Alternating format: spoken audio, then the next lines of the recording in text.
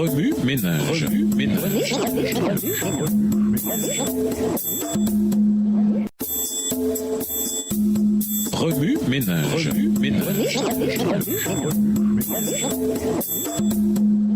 Bienvenue dans votre émission. Remue ménage. Nous voilà à la leçon de dimanche. Vivre en Christ tout en vivant dans le monde. Marcher dans le monde. Lisons Jacques 1, verset 14. Jacques 1, verset 14. Mais chacun est tenté parce que sa propre convoitise l'attire et le séduit.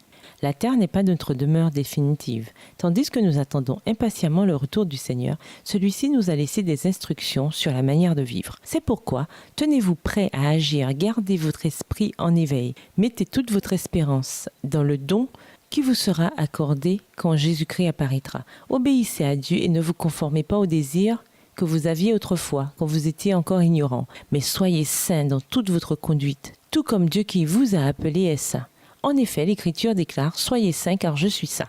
1 Pierre 1, les versets 13 à 16. Il est vital de prier, de demander à Dieu de nous révéler les passions de notre âme. La passion, si elle n'est pas disciplinée, tournera tôt ou tard en péché, et notre âme sera grandement tourmentée par la culpabilité. Finalement, le péché nous éloignera de Dieu. Éprouvé par le feu. Lisons 1 Pierre 4, verset 12.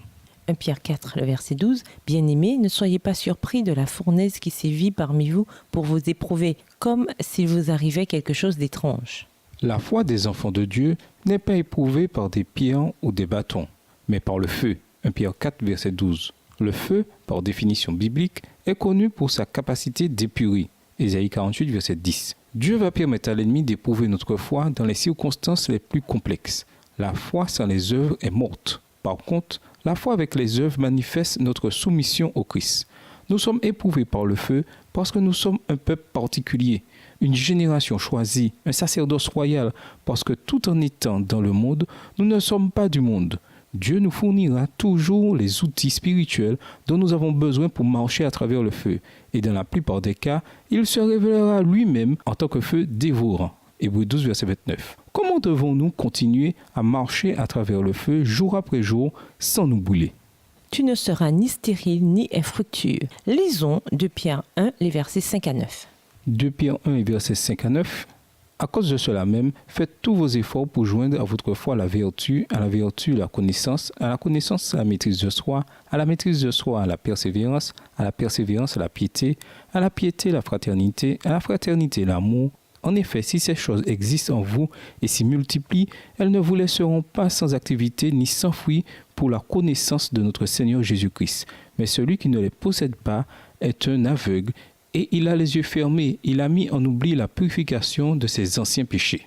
Bien que nous passions au creuset chaque jour, Dieu nous appelle à être en bénédiction parmi les incroyants, à témoigner auprès de ceux qui sont dans les ténèbres, à être bons envers ceux qui sont désagréables et à aimer ceux qui rendent le mal. 1 Pierre 3, les versets 8 et 9. Cependant, il nous est impossible d'agir ainsi par nos propres forces. Dieu seul nous donnera la force de refléter son caractère. Lisez Galates 5, les versets 16 à 26. Souvenez-vous, vous pouvez tout par celui qui vous fortifie.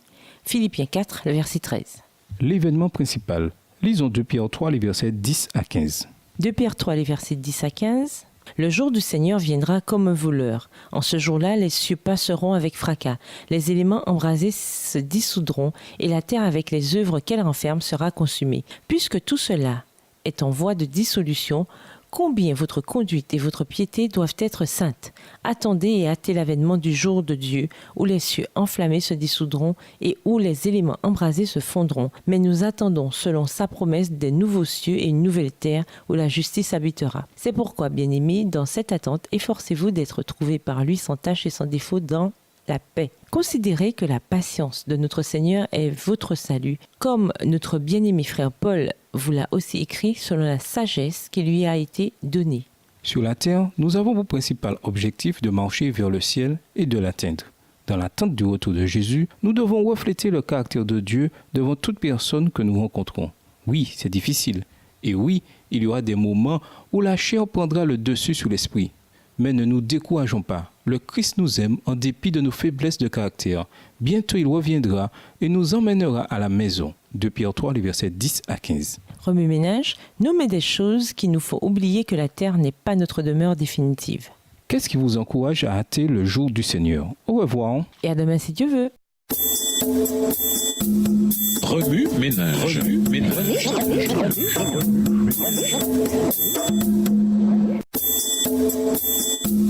Remue ménage. Remue ménage.